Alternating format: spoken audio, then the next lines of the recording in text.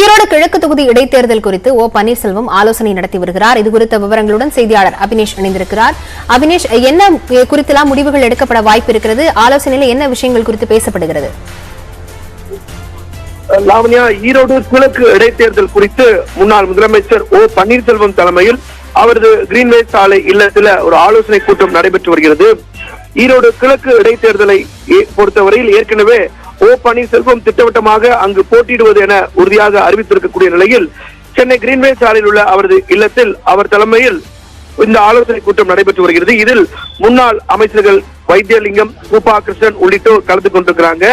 இந்த கூட்டத்தில் மிக முக்கியமாக இந்த இடைத்தேர்தலில் போட்டியிட விரும்பக்கூடியவர்களிடமிருந்து பெறக்கூடிய விருப்ப மனு விநியோகம், வேட்பாளர் யார் போட்டியிடுவது, இரட்டை இலை சின்னம் இல்லை என்றால் சுயேட்சை சின்னத்தில் எவ்வாறு போட்டியிடுவது, அதுக்கான வெற்றி வாய்ப்பு என்ன, பிரச்சார யுக்தி என்ன என்பது குறித்து ஓ பன்னீர்செல்வம் ஆலோசனை மேற்கொண்டு வருகிறார்.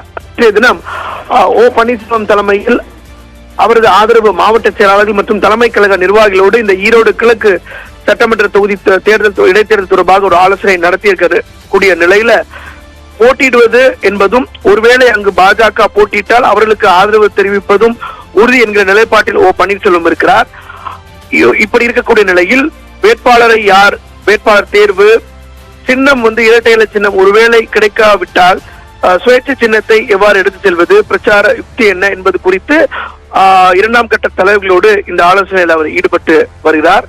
இதற்கு பிறகு இன்னும் ஓரிரு நாள்ல அவர் வேட்பாளரை அறிவிப்பதற்கான வாய்ப்பு இருக்கிறது. இதுல மிக முக்கியமாக ஓ பன்னீர்செல்வம் இந்த வேட்பாளரை தாமதமாக அறிவிப்பதற்கான மிக முக்கியமான மற்றொரு காரணம் பாரதிய ஜனதா கட்சியினுடைய நிலைப்பாடு. பாஜக இன்னும் நேரடியாக அங்கு போட்டியிடுகிறோமா இல்லையா என்பதை இன்னும் அறிவிக்க இல்லாத காரணத்தினால் ஓ பன்னீர்செல்வம் தொடர்ந்து வேட்பாளரை அறிவிப்பதில் தாமதம் ஏற்படுத்தி வராரு.